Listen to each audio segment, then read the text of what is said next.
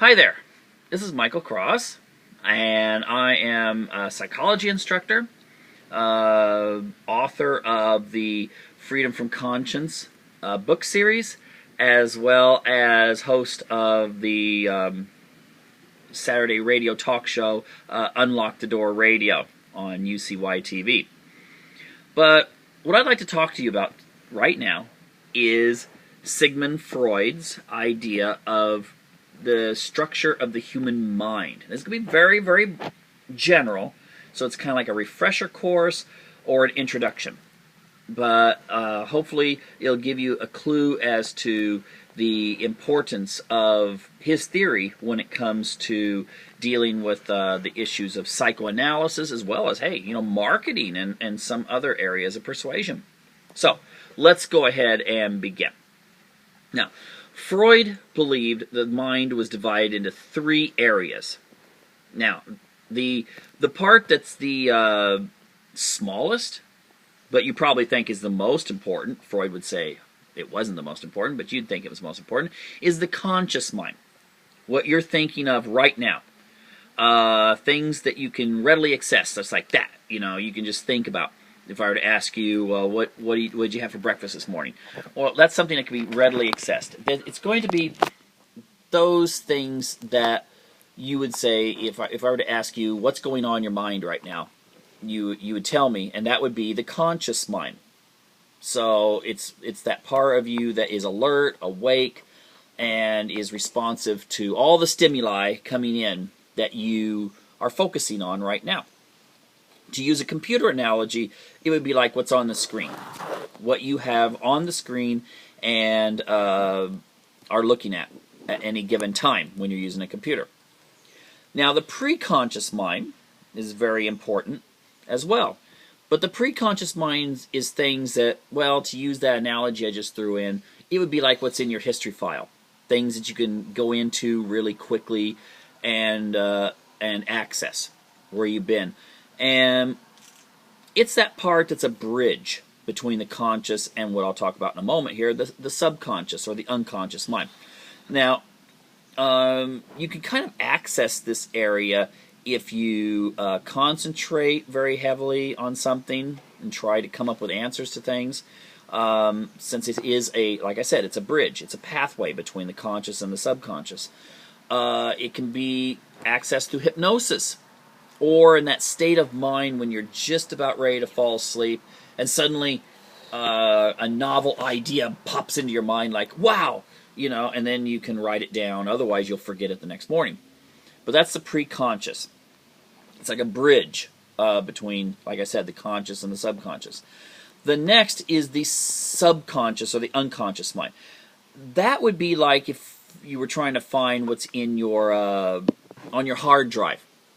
Now, let's say you got a virus, and it's damaging your computer. Going in and erasing the files that caused the problem in the first place will not get rid of the virus. Now, the analogy of the computer there is basically that your where you've been with that computer the whole time you've had it, and all of its installations, that would be like the subconscious.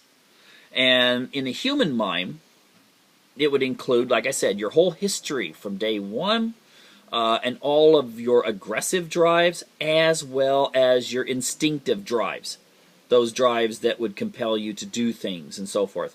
And those can come up sometimes in a dream state, where the preconscious is not as much a barrier between what's coming into your conscious mind and things that maybe you would prefer not to talk about or deal with. They start coming up. Things of an aggressive nature, like wanting to kill your boss or your best friend, or such a thing as that person that you dare not admit that you have a crush on. Suddenly you're making out with them in the dream. Well, Freud would say that is something that's stuck in your subconscious mind. You're thinking about it, but it's not there. It's not, your preconscious doesn't allow it to come through. Now, there's beyond this area. Oh, let me just the analogy I was talking about here. This let's pretend, is like your mind. This would be the conscious, the preconscious right here, where it meets the ground, and underneath would be your subconscious mind. Now, in psychoanalysis, the idea is if you want to deal with this weed, you get to the root, and then you pull it out. You know, that's how you would and then now get rid of whatever problem, you know, with this particular issue. And this differs from the idea that, well, if you're depressed, you go in and you get some medicine and get rid of the depression, and you feel okay after you get the medicine. The psychoanalytic school would say, no, you got to get down here to this root if this is the problem. Taking medicine is like this, okay? I've just clipped this, and I've not really dealt with the issue, because you know what? It's going to grow back later. So that's the Freudian model.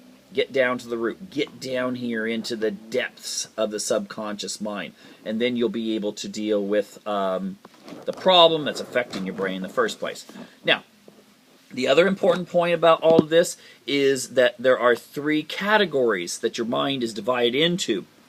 And he called those the id, which would be all of those aggressive or naughty urges and so forth that you might have. Very instinctive urges. What you would do if nobody was looking. Then you have the superego. The superego is everything that you've been taught in your life is right and wrong. So, you know, as a child, little 2-year-old, no one gets down on a 2-year-old who decides it's hot outside, I'm going to go run naked in the water, in the sprinklers. No one's going to bother with a 2-year-old. If you're 20 years old and you're doing that, the neighbors are probably going to think something's kind of weird. So the thing is, the idea is the superego is the part of the mind that it has all those things that say, thou shalt not do this. This would be wrong. It's where guilt comes from. And then the ego is the part that's like the driving force. So if you think about, I like analogies. If you think about a car, the driver in it would be like the ego. No, the car would be the ego.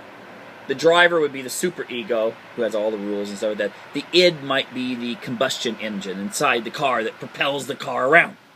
So, the Freudian idea is, like if you see those old Donald Duck cartoons where he's about ready to go after one of those chipmunks, and on one shoulder, this devil comes up and says, kill the chipmunk, you know, kill him. And well, that would be like the id. The superego would be the angel that comes on saying, no, Donald, don't do that, that's wrong.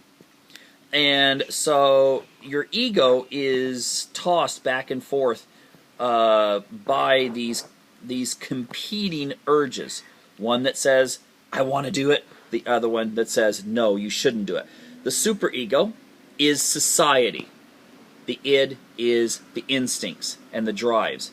In Freud's view, those things have to be channeled or sublimated in order to function as a society, but also for the individual to function within the society and, you know, be able to do what's appropriate. What mom and dad, what your religion and so forth say is the right thing to do.